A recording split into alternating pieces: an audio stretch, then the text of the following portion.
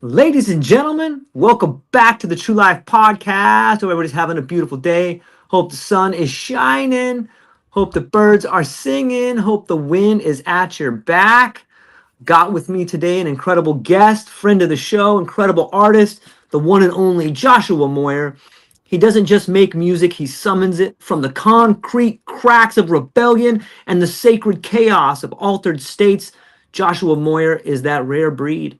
Part street poet, part sonic alchemist, part underground prophet. He built the full soundtrack to my psychedelic science art challenge, played every instrument, wrote every lyric, and bled every note like a sermon on the run. Guitar riffs like black alley prayers, handpan rhythms that echo in the bones. This wasn't background music, it was ritual sound design for a new kind of revolution. Joshua Moyer, I'm so stoked you're here today. How are you? I'm good, man. Your intros always make me feel good, dude. I'm telling you, they're always amazing. I was just telling my brother-in-law's here in town. I was just telling him, I was like, read this guy is an artist, man. Like read this introduction, and he was blown away. Yeah. So yeah, always happy to talk to you.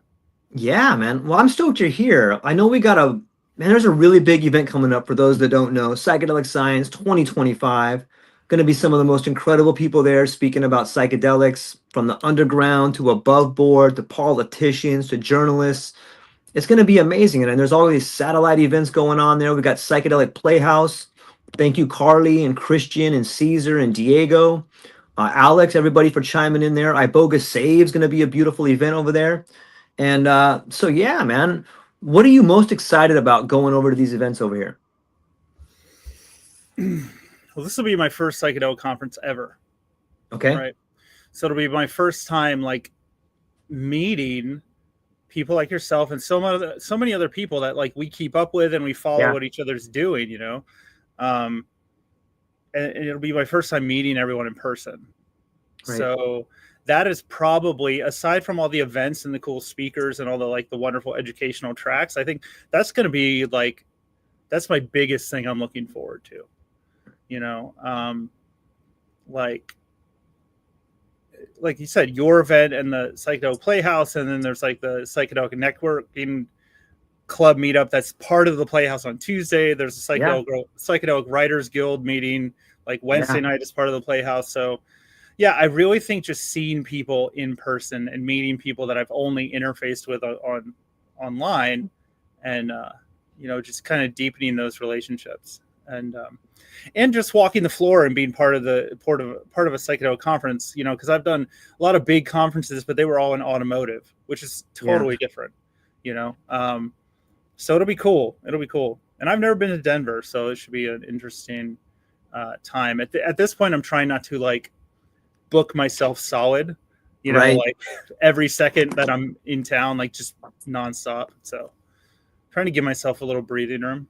But are you gonna be playing? Are you gonna like? For those listening to, everyone should go to the show notes and check out Joshua's music that he put out there. Man, you put out some incredible music, and I want to get. Are you going to be playing at any gigs out there at Psychedelic Science? I don't think so.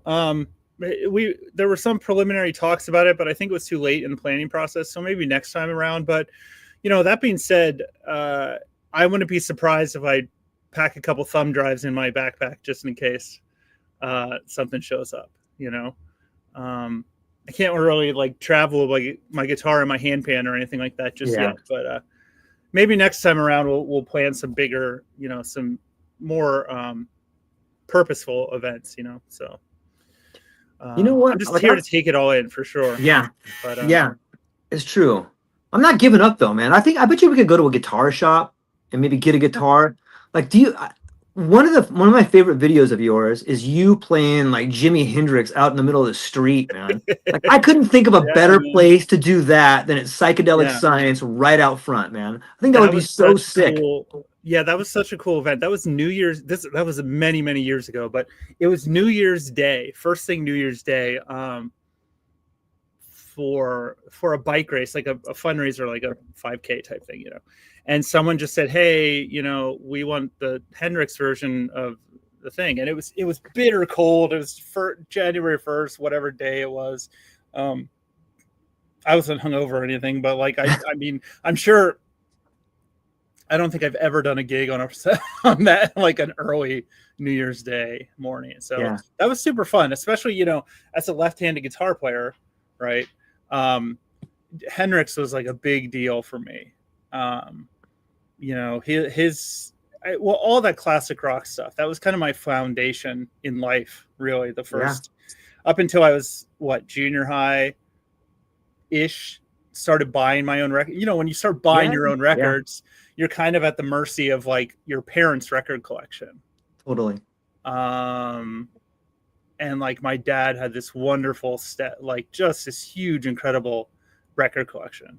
And so that was kind of that was my like formative development. Hendrix and Cream and all that stuff like that. So, you know, someone asks you as a left-handed guitar player to play some Hendrix, hell yeah, you're into it for sure. So, yeah. Yeah. You know, and when I look at the whole collection, or at least the collection you put on YouTube out there, and the whole album that you made for this particular event, it's such a rare blend of like, you got hand pans, you got lyrics, you're sampling McKenna, you're sampling Rick Doblin. Like I can't help, at least for me, and this is one of the things that really drew me to your music, was like, this is the next wave of music and artistry coming out of the psychedelic revolution. Like I see it, man. This whole this whole integration of like AI sort of imagery and like the hand pen and the synthesizers. Like this is it right here, man. And I'm so stoked to have met you through this art challenge, man. Like this is the real creative process through psychedelics happening in real time, man. What are your thoughts on that? I agree completely. Because I'm sure a lot of other creative people can relate to this, but like when I write something, like I don't feel that I have any investment's not the right word, but I feel like the idea is kind of dropped in my head, like fully formed, and then it's my job to kind of transcribe it down. Yeah. You know? And then I'll like just hear bits and pieces and put them together. But I think you're right. I think none of us exist in a silo, right? As much as we want 2025 to be like 1969 or whatever, whatever, it's not going to happen. Right. So I think having the music integrated into the headspace, integrated into the setting, it's the whole Leary thing, the set and setting, Yeah. And I think I mentioned to you, I just like stopped playing live for a myriad of reasons, but it's just so interesting to me that I did that. And then right afterwards, you and I met, and I was kind of asking you about the creative thing, and and those 3 songs just came out like crazy, like that. And then there's so much other stuff that has been kind of in the pipeline now, just so much material, like whether it be the binaural beat stuff or the chakratone stuff, or, remastering some old tracks that I had, or I've always liked, since I started working on music, like putting quotes in tracks or whatever, quotes from movies and stuff like that. Like I have a remix of the theme from The Exorcist with like some creepy quotes from the movie and stuff like that. Like I'm working on this track called California Sober, because I'm California sober. Well, like this clip from Bob Marley talking about the differences between alcohol and marijuana. Like I just feel like sometimes finding a clip like that is a great like starting process, and then the song just kind of comes out from there. But yeah, I've always treated music as that kind of like next step up headspace where it just kind of drops in. And I think you're right. I think combining it with AI and with like the traditional acoustic sound therapy sessions, with the singing bowls and the drums and whatnot, I think there's something there of bringing it all together as a full spectrum experience. And I haven't really had a chance to test it out as of yet. but I'm hoping to this year, because I was thinking about putting something together for the Psychedelic Design Awards, and I just didn't have time to do it, and it was still kind of like a zygote of an idea, and it was kind of and it's come together since then, even since those couple, what was that, a month ago, 2 months ago? Yeah. And it's just kind of a formulating idea and trying to figure out, like, when it's done and it's formulated and it's tested and people can see that that it works as well as I think it'll work. This full integration, like being kind of bathed in different frequencies and whatnot, I think could be really transformative, psychedelics or not. So we'll see. There might be something there, and maybe there's not something there, and that's fine. I'll just leave it alone. No, for me, when I listen to a lot of the work you're doing, and then I pan back and I take a look at the whole world of creative music, what I'm seeing is like a whole new dimension to it. And when you can put in like the different quotes from different movies or different quotes from different lectures like that, I think you're really beginning to merge different modalities into a new language. Like music itself is its own language, but I feel when we start mixing in these different quotes or these different lines from different mediums, you're really adding another dimension to it on a whole nother level, because people can relate to those quotes, and when they listen to the music, they'll see the movie, or when they listen to the music and they hear the lecture from McKenna, they're like, oh my gosh, it resonates on a deeper level and it becomes more meaningful to me. What are your thoughts on that? I think so. And I think on an individual level, I think it resonates with people better. Yeah. And I think you're like, oh shit, like this guy's mixing up this and that and, all that stuff. But I think I've always struggled in the 20 some years that I've done music professionally. Like, people want to put you in a genre, right? Yes. They want to say this is this kind of music or that kind of music. Well, I've always had like so many different influences. I've never really been able to like tack down that genre piece. And I kind of went away from putting out original stuff when I got really into the cover band stuff, the tribute band stuff. I kind of put away the original stuff because it wasn't really, getting any attention whatsoever. And not that you do it for the attention, but at some point you're like, yeah. No one's really listening to that, so I'm going to move on to something else. But I think you're right. I think it doesn't always have to be formulaic. Sometimes you think like a song's going to go in one direction and totally recapitulates in another, but then at the same time, when you're working on music that's like so much depth to it, like when I'm talking about depth, I mean like the number of tracks that are happening at the same time and different instruments and different elements and stuff like that. I'm sure anyone who's listening or anyone who listens after, like, how do you know when you're done creating a piece, whether it be a painting or like a piece of music or a sculpture? That's something I really struggle with. Like, how do I know when it's done? Don't you feel it? Like, it's done. Like, part of your heart knows it. But, Rick Rubin has a great book out, his new book, and he talks about when a piece is done. And I think that one of the quotes that stays with me from that book is, when you finish a project or you're towards the end of it, if your final piece, be it a painting, be it a song, be it whatever you're creating, if you look at it and it has 10 mistakes in it, it might be ready. But if you look, you know what I mean? If you look at it and it has like 15 in there or something like that, then you're obsessing about it. Does that kind of make sense? You see where I think it does, absolutely. And like that book is amazing. It is. It really is. And a couple years ago, I read something about him and that he kind of looks at producing more of taking things away. Yeah. Instead of adding to it. And I think really we could all learn a lesson from that. Yeah.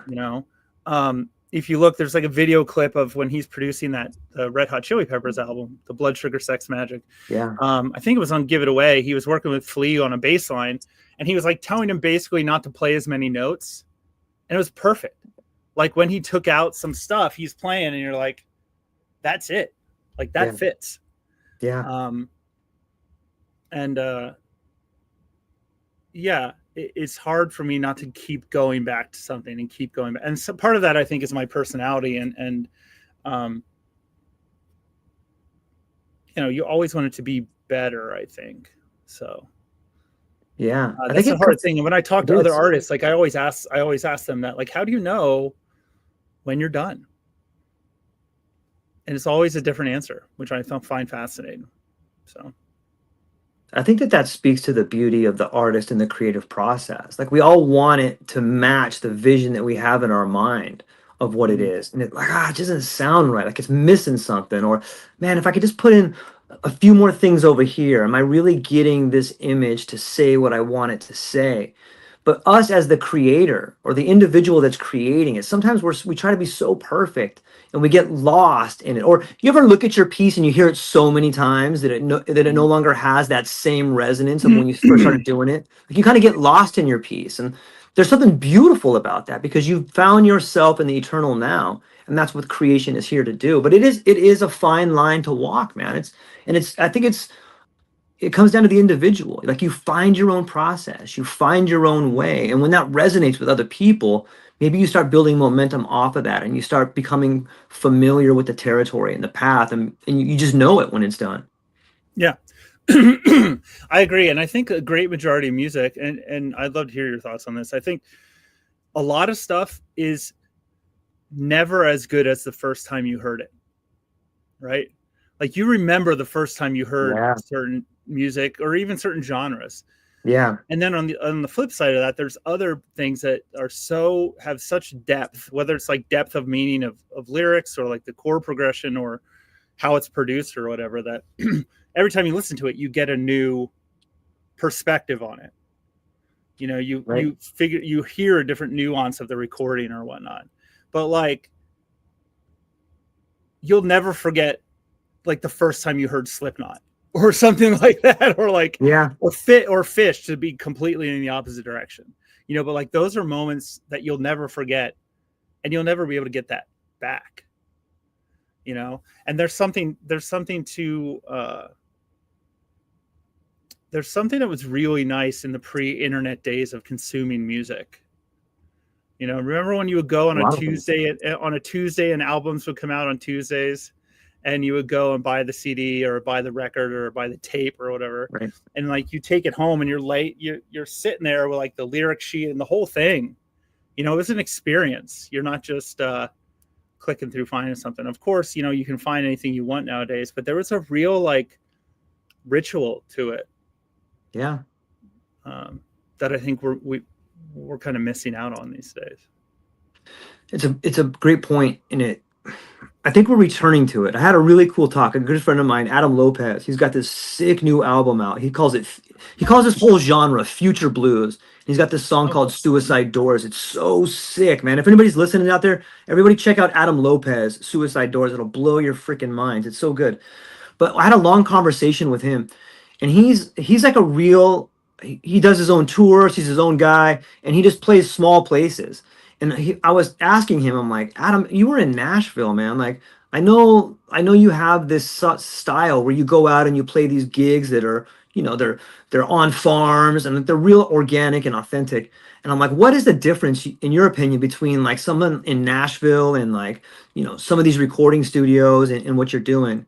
And he just got this look of disgust on his face. He's like, fuck, Jordan. Let me tell you about the recording studios in Nashville.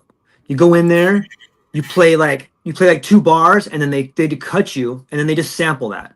So you're never really playing the whole song. So many of these people that are listened to today that are quote unquote big stars, and they don't even play music. They play like 2 chords, sample it, record it, lay down 1 track, and then they're done. They go in, they play that, and they're done. He goes, me?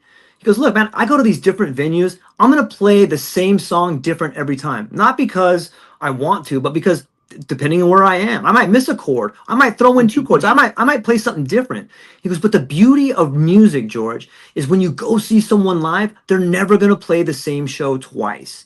You might get the best Adam Lopez performance at this small local bar I do in Austin versus like a big platform I do on a stage somewhere else, man. He goes, that's what music is. You never know, man. Like, it just depends on the environment. And I was like, that's so true. When it comes to music, we've been so conditioned to hear these samples and this weird sort of synthesized voice that might be one person laying one track down. But the magic is going and watching someone do something live and seeing them play out their heart out for the first time every time. You know what I mean? It's always different. Like, to me, I think we're missing that, and we're returning to that on some level.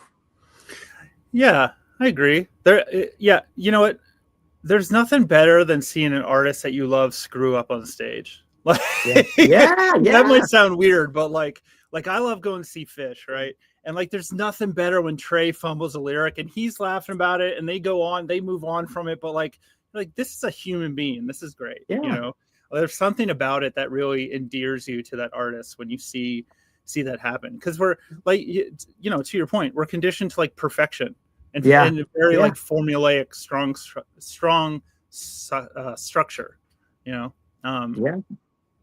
We're just used to it. Our ears have gotten used to it. It's kind of like our ears have gotten used to that kind of sanitized, middle of the road, super compressed audio quality. Yeah. You know, you miss that kind of vinyl dust sound. That's what I call it. I don't know what you'd actually call it. That's what I call it. But that like scratchy needle sound. I love that sound. It's one of my favorite sounds in the whole wide world. It's so authentic. I got a couple questions stacking up over here. So let me come to Anya from Oakland. She says, is music the language we spoke before words? Brilliant question, Anya. Thank you. What do you think, Joshua? Yes, I think so.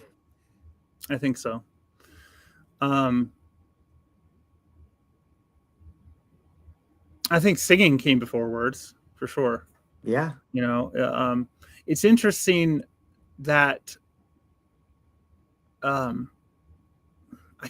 wish I knew the name of the book, and I don't. It was an ethnomusicology book. This ethnomusicologist went to some tribe in southern Africa, and they were trying to get her to participate in the ceremony, and they were trying to teach her the song. She said, "Why don't sing?" And she said that the people had no concept of that. Because everyone sings, but we're kind of like, oh, well, I'm a singer, I'm not a singer, you know? So yeah, I think music has roots in like the antediluvian parts of our reptile brain, like the way back, like beginning part of our brain. And I think even the like electronic music, I think if you stripped it away, it's very tribal. It's very kind of foundational tribal stuff. It's the same concept anyway, is what I'm trying to say, you know, of the rhythms and the, you know, the like the ecstasy that you go through because of like the rhythmic and the dancing and stuff like that. It's very I think it speaks to a much older part of our brain than we think. Yeah, it's really well said. Can you remember the last time you heard a song that made you cry? Oh yeah. Okay, let's hear about it. I'm a big crybaby. Like, I'm a very emotional person. I'm a big crybaby type of person. So that Cats in the Cradle, man, that song destroys me. And I listen to it all the time, but like it literally doubles me over crying. You know, because I'm a dad, you know, like, it really hits you in like just like in a bad place, you know? But then there's some songs that, you know, make you cry too. In a different way, in a better way. I get emotional when I'm in a Fish jam and they're 20 minutes into a improvisation, and then all of a sudden it blossoms into this huge thing. I get emotional. I don't know that I'd cry about it, but I get pretty emotional about that. And the interesting thing about music is like music will tether itself to an emotional snapshot in our life. Yeah. Right. So for better or for worse, when you go back to that song or that album, you are immediately transported back to that emotional place. Yeah. And it's just kind of stuck there. It's really, really stuck there. And it's hard to not associate it in that way. Yeah. But yeah, that Cats in the Cradle song, man, that gets me every time. It's so like, oh, just a gut punch, you know? Yeah. It's a trip. Like the other day, like I've been going through some stuff with my family, and my wife had a pretty radical surgery um, a month ago yesterday. And I'll never forget, she was in the hospital having surgery, and I'm sitting in the car waiting, and the song Staying Alive comes on. Dude, I started crying and laughing at the same time. I'm like, you gotta be kidding me.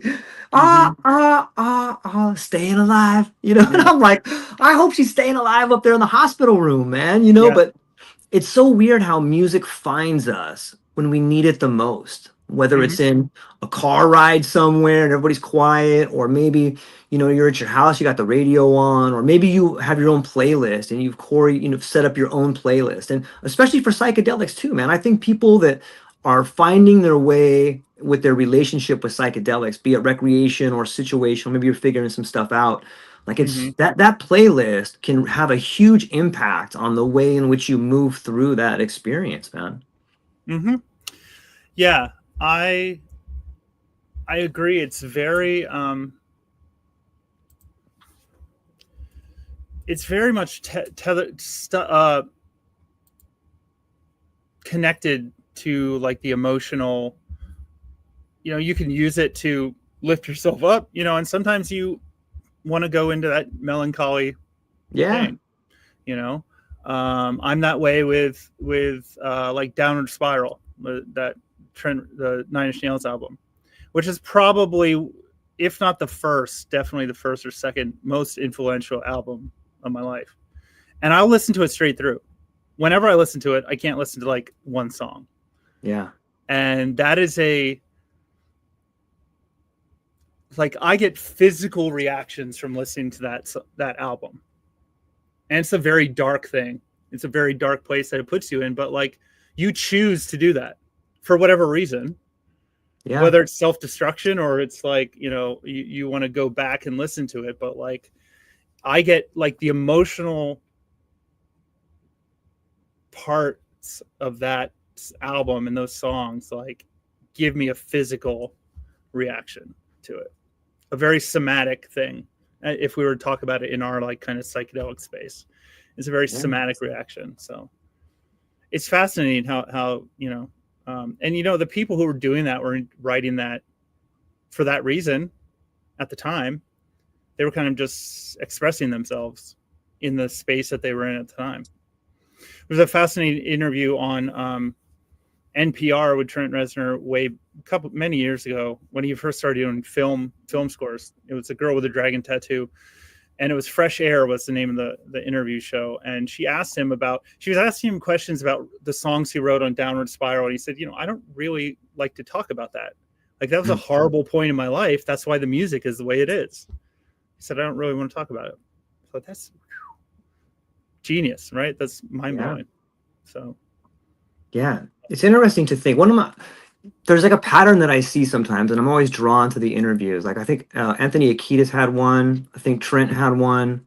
Kurt Cobain definitely had a bunch of them. But they always talk about the way in which how they wrote while they were high. I know Green Day, they talk about it a little bit, like how they wrote music when they were in like a dark place, or whether they were high on drugs or something like that, versus when they wrote when they aren't. And they always say like, when I stopped taking the drugs, I was afraid I wasn't going to be able to write that way anymore. It's an interesting concept to start hearing about how they create music and the substances they use to put them in that place to create music. What do you think about that?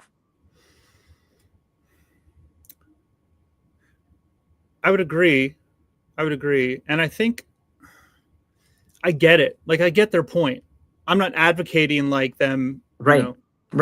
smashed out of their mind in the studio. However, I think sometimes you need to get in that sort of headspace to disconnect yourself from your everyday, like the everyday bullshit that you're dealing with. Yeah. You can't be creative if you're like worrying about everything, you know? So I think it's okay, you know, I think to turn that part of your brain off so you can listen to the creative part of your brain. I get it. Yeah.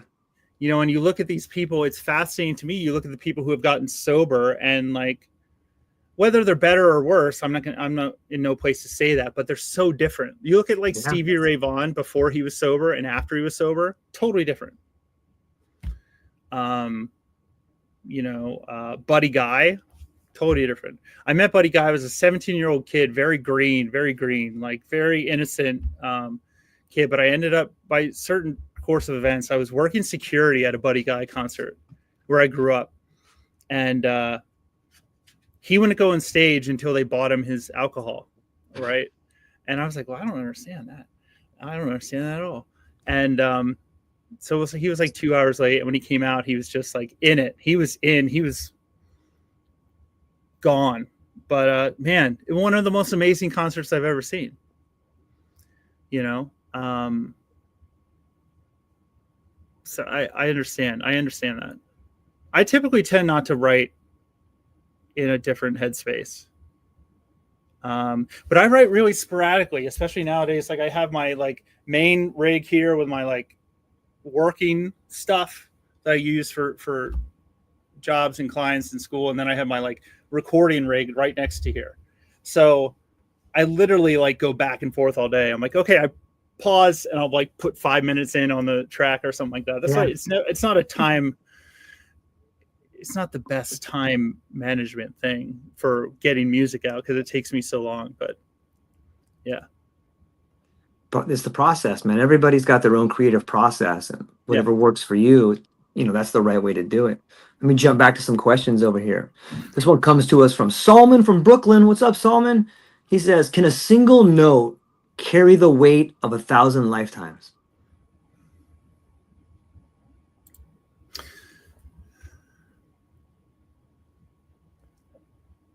Yes. Yes, I think so. So much so that using guitar players as an example, like you could tell in one note who you're listening to, depending on the guitarist. Like you give me one like bent vibrato note from Warren Haynes, I know it's Warren Haynes, right? Or like a guitar tone, like you give me like one like riff that's really distorted and really open and like sounds a certain way. You're like, okay, well that's like a 311 song or whatever. I don't know. I'm just throwing stuff out there.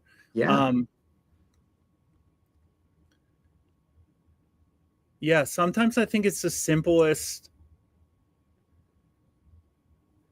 of things. This is completely diametrically opposed to what I was just talking about. Completely opposite of Trent Reznor and Nine Inch Nails. But then you look at someone like Ani DeFranco, you know, like who is so stripped down. Like it's usually just her and a guitar. But the emotions that she can convey with her and a guitar are absolutely astounding. And her body of work is so huge. She is so prolific. I don't even know how many albums she's put out, but it's many, many, many. So yeah, and some people just have that. And then you think vocally, like some people are like, how is that sound coming out of their face? like how, like, where is that coming? It's definitely coming from a place that is not their own. You know, a place that is not, like I mentioned before, like they're not kind of doing it themselves. It's coming from a deeper place. So, right. If that makes any sense or answers the question at all. Yeah, without a doubt. I always see, it seems to me like the most talented people, the instruments they use are an extension of themselves. You know what I mean by that? Like if you take a Yep. stick and you're walking around and you take that stick and you tap a bookcase or you tap the ground, like you can feel the bookcase or the ground through that stick in your body.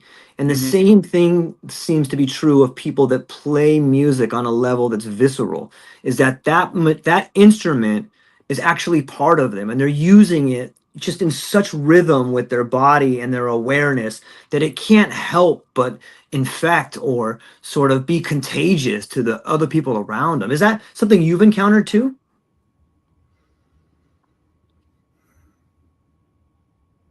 Like personally encountered, or Yeah, like when you play yeah, music, do you see the instrument as an extension of yourself? yeah, 100%. It's almost like you're not really like playing an instrument.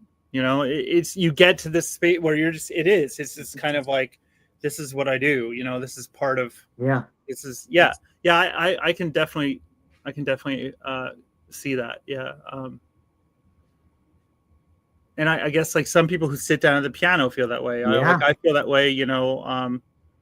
Like with a guitar in my hand, it just kind of feels right. It's almost like it feels like something's there, like it's always supposed to be there, and you don't realize how much you missed it until it's there. Yeah. So yeah, I'd say I feel that way about it. But I also think too, like doing the electronic stuff, like I feel like the studio, whatever your studio is, I don't have a fancy setup by any means, but that could be an instrument as well. And I think Yeah. to think of it in that way, whether it be like the plugins you use or the loops or whatever, the samplers, like that's another instrument in and of itself. So, yeah, I think using the tools that are at your disposal for sure. Maybe that's just a sign of mastery. Whether you're a carpenter, whether you're a guitar player, or whether you're a truck driver. When you use the tools that you use daily as an extension of yourself, like that sounds like mastery to me. Like I know my cousin Nick, he drives like these big rigs, and like that guy can parallel a big rig in a space that like just barely fits, and he can do it effortlessly. Mm-hmm. Like that's mastery. It's so cool to get to see the artistry in everybody. And if you just pan back and you take a few moments to see the person you're talking to as an artist, you really get a different view of who they are and what they're doing and whether they enjoy it or not. It's pretty beautiful to look at it that way. Yeah, I agree. We all have our strengths, right? Yeah. And I think seeing it that way, I think is a very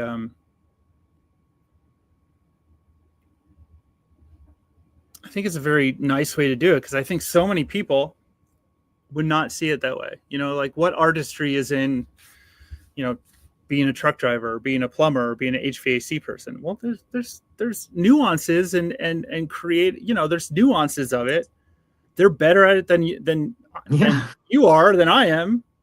They've studied it. They've gotten good at it. Like there's merit to that, for sure, 100%.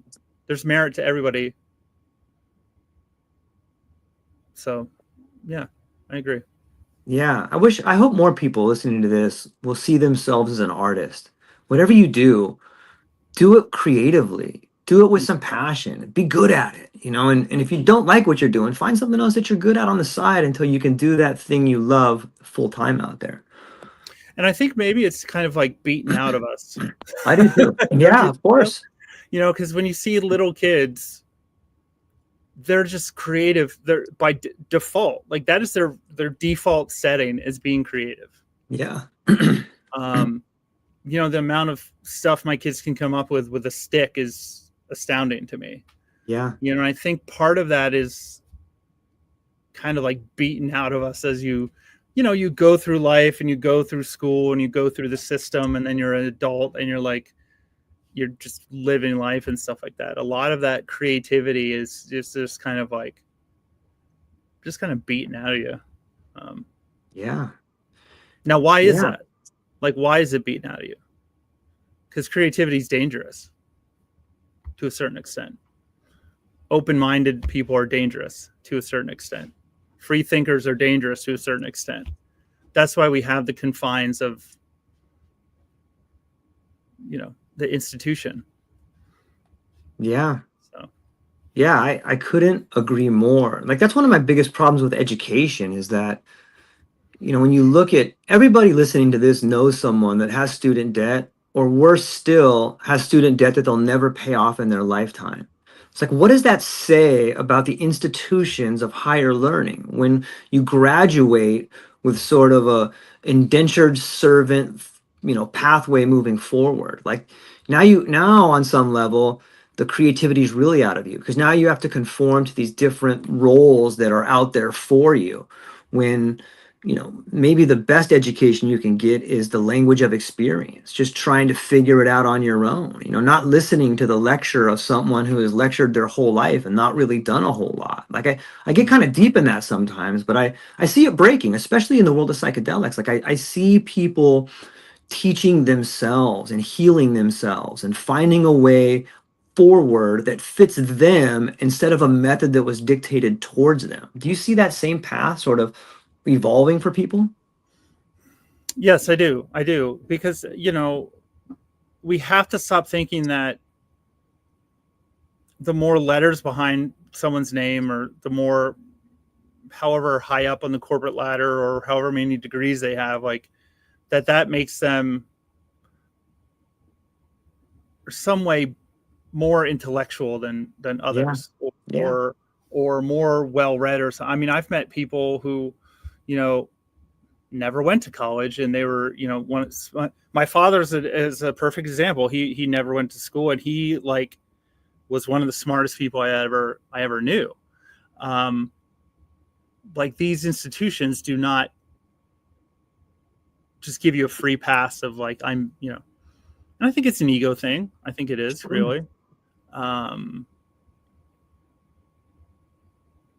yeah, again, we all have our own expertise, and we all have merit. I think that's kind of the biggest thing that we need to learn, and I think that's what happens a lot. I think that's some of the things you figure out when you dive into like this world of psychedelics. Like you realize those fundamental truths about humanity and community that because when you're in the psychedelic space, you're turning off all like the other bullshit that you're dealing with on a daily basis. So I think all those sentiments are always there, the humanity, the community, stuff like that, but they're so covered up with the noise of life. And you turn off, once you turn that noise off, then you can actually hear the things that are like vibrating within you at all times. Yeah. I love that. I think that's what music does too, is on some level it forces you to be in the moment, or maybe it doesn't force you, but it invites you to be in the moment alone with some rhythm, with some thoughts, and everything else kind of falls off in the background. And all of a sudden you find yourself with some clarity or thinking about things in your life that maybe you would put on the back burner. It's such a beautiful dance when we can find ourselves with music, or just find ourselves alone and not dealing with all the noise, like you called it. I think that's a really good way to put it, like all the noise back there. Yeah, it certainly brings you into the present, Yeah. and one of the biggest concerts I went to was Slipknot in Greensboro, North Carolina, a couple years ago. And I've seen them many times, and it wasn't the biggest show I've seen, but it was the first show I went to after I got sober, after I quit drinking. Let's put that, Right. after I quit Okay. drinking. And it was just such an incredibly different experience for me, being there and being like completely clear headed, and like just watching this band. That was a huge transformative moment for me, because you go into a space like that in a different, you're like, well, how am I going to go to a concert without drinking beer? Like, how, you're almost like, how am I going to do this? Yeah. Same way the first couple of gigs I went back to after I quit drinking, like, how am I going to play? But when you're not covering up the different aspects of that performance with like alcohol or whatever. And I'm not trying to demonize it. Like a lot of people love to, have a couple drinks and go to see a show. There's nothing wrong with that. That's not the type of person I was. I wasn't like having a couple drinks to have fun. I was like mainlining stuff. But anyway, and all that's gone, and you have this like very raw, very emotional, very like present tense experience, and I spent quite a bit of that concert like looking at like of course the band's up here, they're killing it, that's fine, but like you're watching the crowd and watching this community and just watching this like undulating mosh pit, that is just, it's beautiful to me.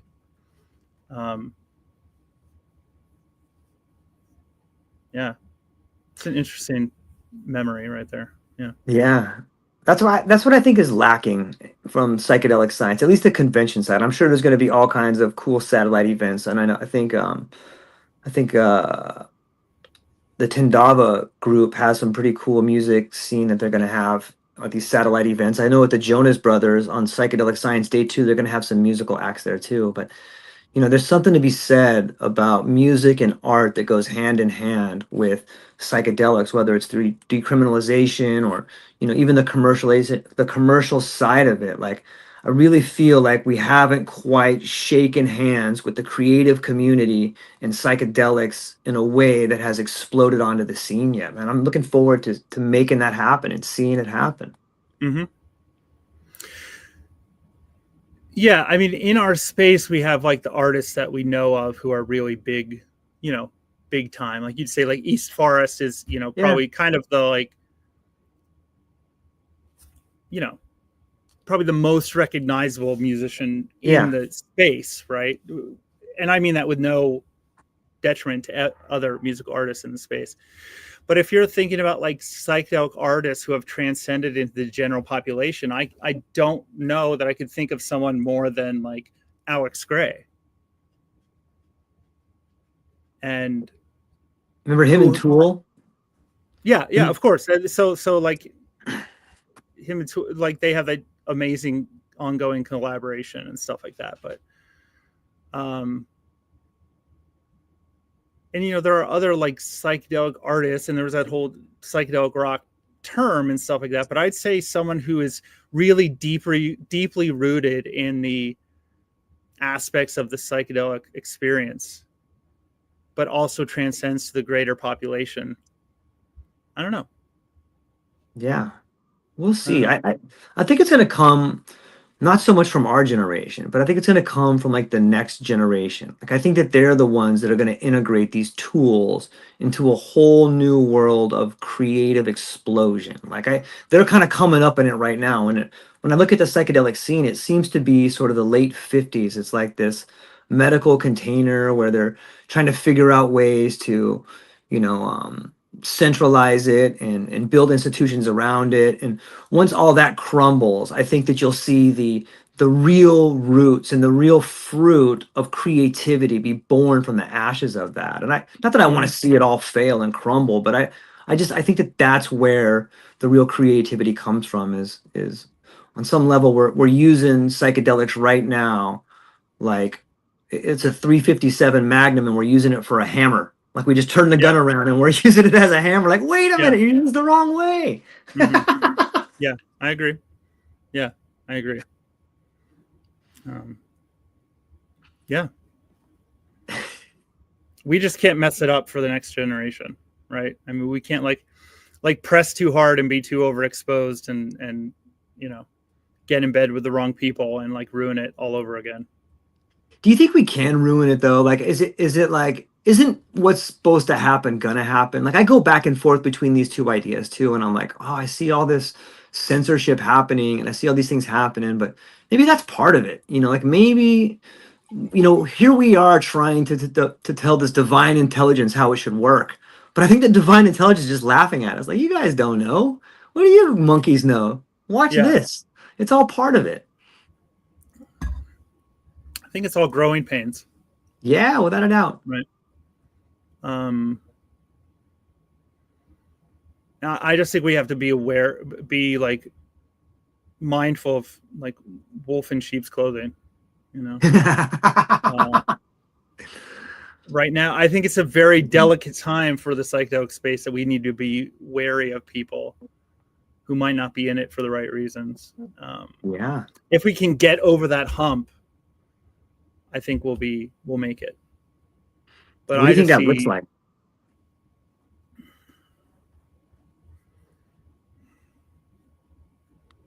I don't know what it looks like, because I think like there's still a lot of hurdles that we have to think. There's still a lot that we have to figure out, we're still talking about something that goes back so many thousands of years in human history. And we're trying to like put it into this, like, we know it's beneficial, right? We know it, Right. that it can change lives. We know that it's transformative. We know that it's so good for so many different things and so many different aspects of mental health. But you're still taking, it's like trying to put lightning in a bottle. You're still taking this, force of nature, this thing that has been around us forever, and you're trying to like close it in and put it in a box and market it and put it on Amazon. It's like, I don't feel good about that. I don't really know how to make sense of it. And by the way, I don't have the answer. I don't have the right either. path for sure.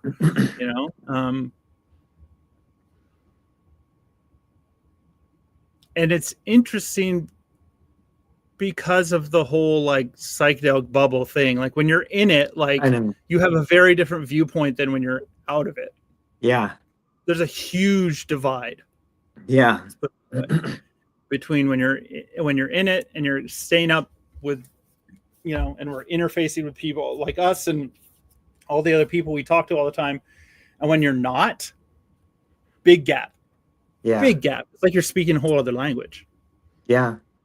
It's interesting. I got a cool friend of mine that goes to, her son goes to school with my daughter, and she does a lot of breath work and stuff.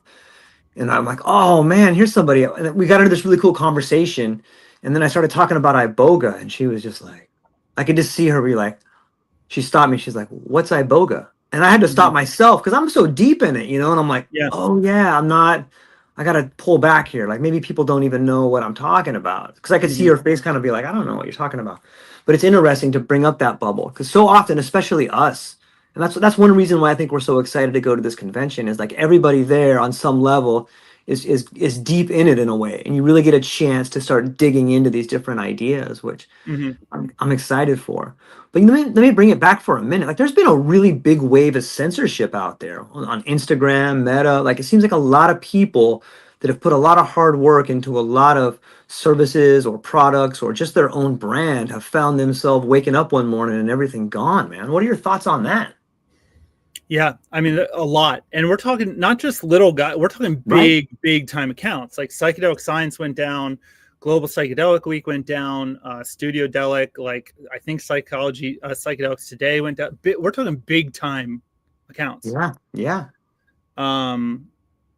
So much so that like, I mean, I put together a video of like how to combat, but what's funny to me is most of them, they got these notifications that like, standards and practices, your account's been suspended, and then all of a sudden, like your account's been deleted, and then all of a sudden 3 days later, it's just magically back up. I don't trust it. I don't trust the process. I think it's a manufactured thing to try to keep people in line.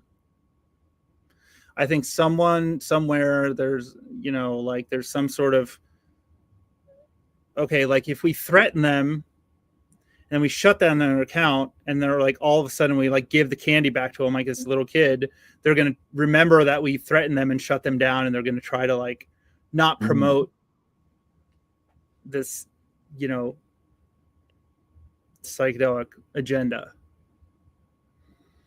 And I can't help but notice that all this happened like right between when the $50 million budget for ibogaine research in Texas and psychedelic science, that shutdown was like right in the middle.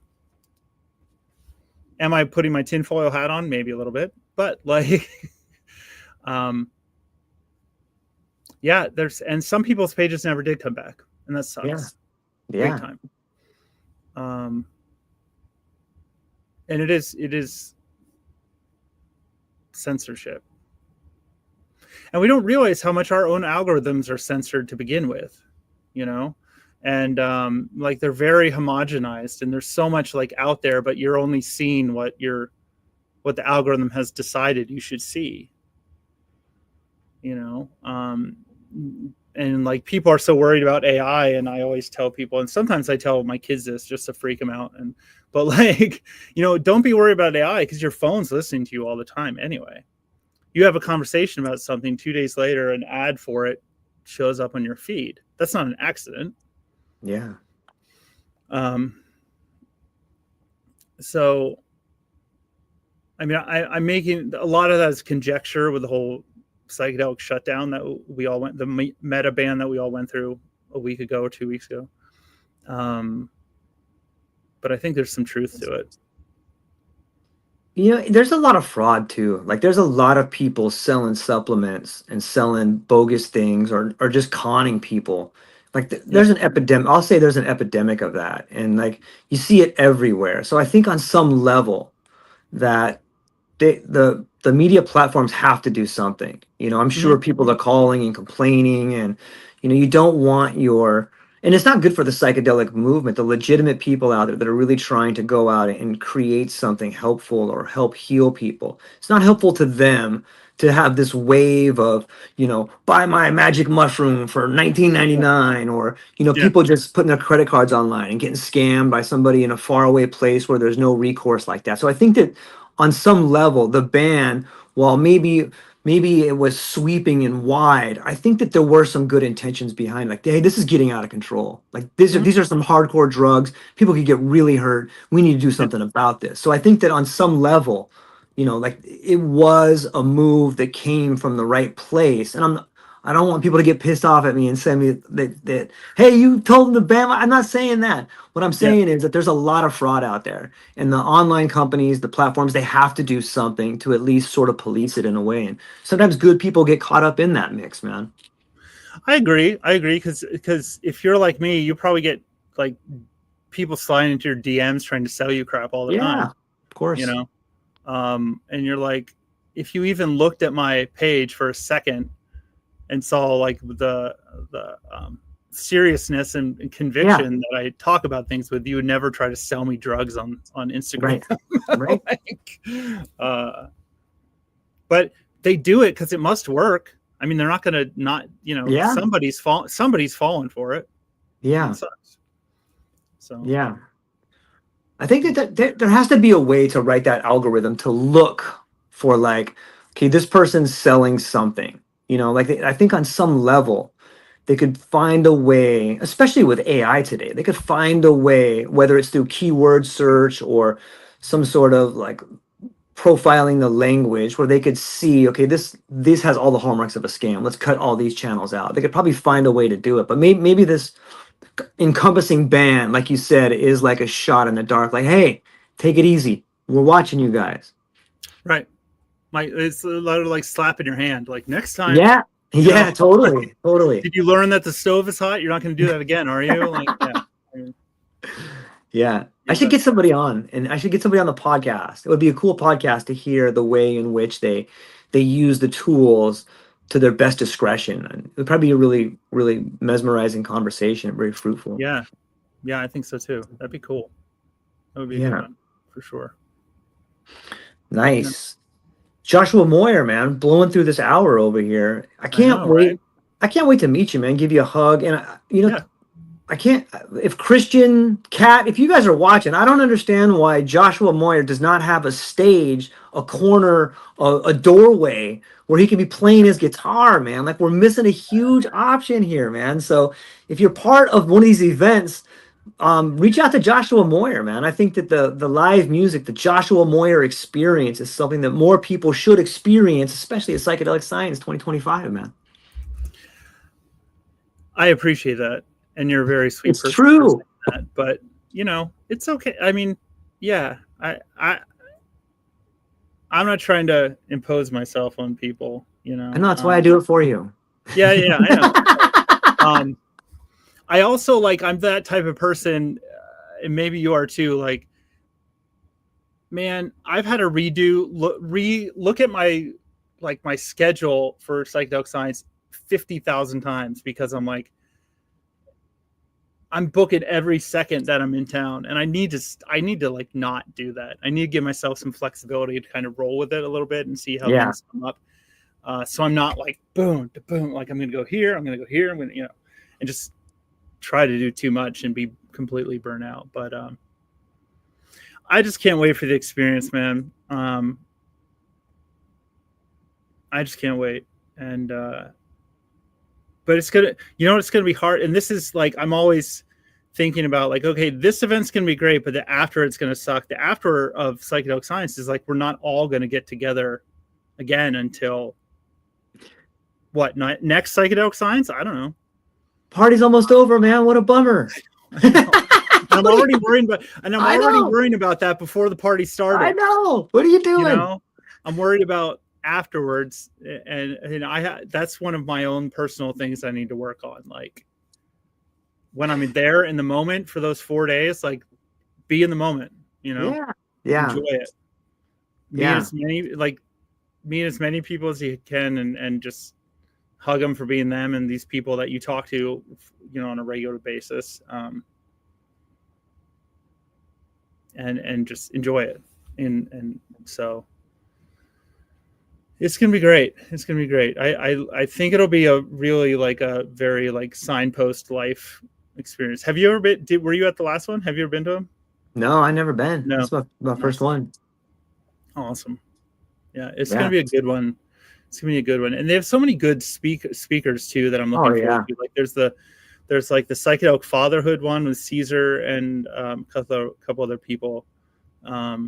It's so heavy on the veteran track, and I'm a huge advocate for working with veterans. I'm looking forward to a couple of those as well. So it's just gonna be so good. And then the next after that is like Global Psychedelic Week. That's all all virtual, but that'll be in November, so that'll be kind of another thing to look forward to. That's all virtual. I thought that's all virtual event. Well, so they are hosting in-person events as well, but like a lot of the speakers will be virtual throughout the week. Yeah. Let's see. Yeah. Do they have a place locked down for that? Like, is there an actual space? Are they going like? I don't know. I got to figure out. I'm brand new to I'm on the team now doing social media with them. We just kind of had our first circle up this week. And we're meeting at Psychedelic Science to kind of brainstorm and work on some strategy. But I think things are going to be ramping up with them after Psychedelic Science for sure. Yeah. So I'll have more information. I don't know much, but I jumped at the chance to work with Dennis and Malika. Of course, for sure, because they're just amazing. So we'll see. Again, that's just something that I'm just so grateful to be a part of. Yeah, I'm like grateful to be a part of like your podcast, and grateful to be a part of like Psychedelic Science and stuff like that, because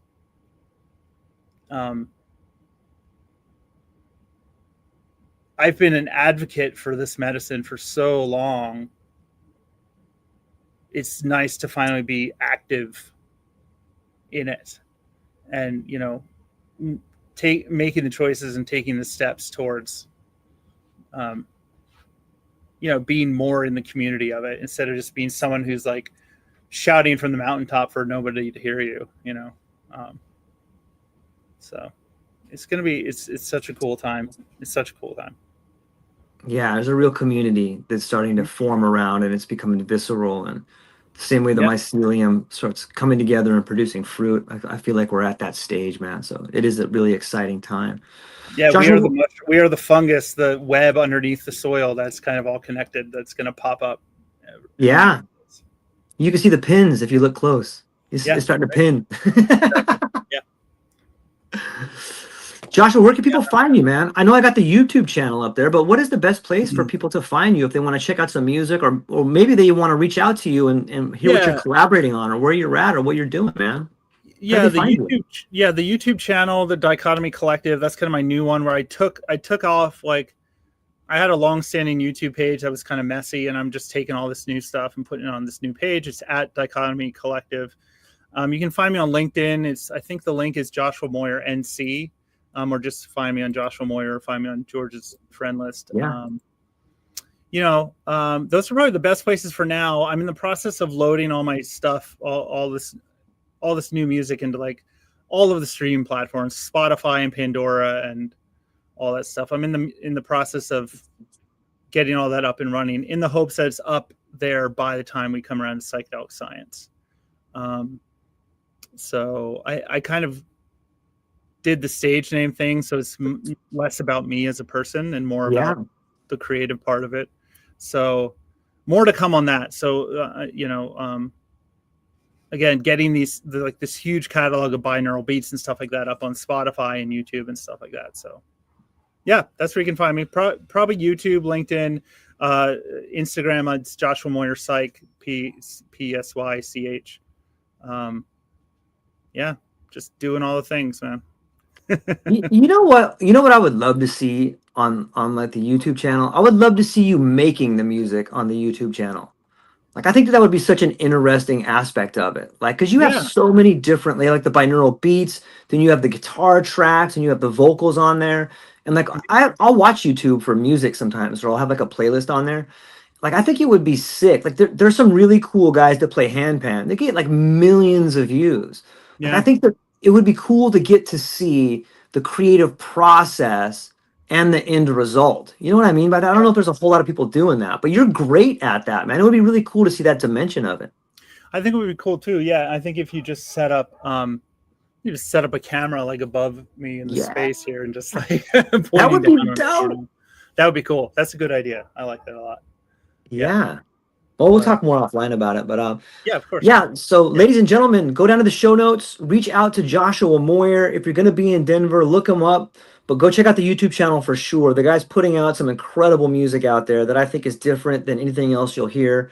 I love it. I think other people will love it. And that's all we got for today, ladies and gentlemen. Have a beautiful day. Hang on briefly afterwards, Joshua. I'll talk to you. Yeah, definitely. Okay. Aloha, everyone.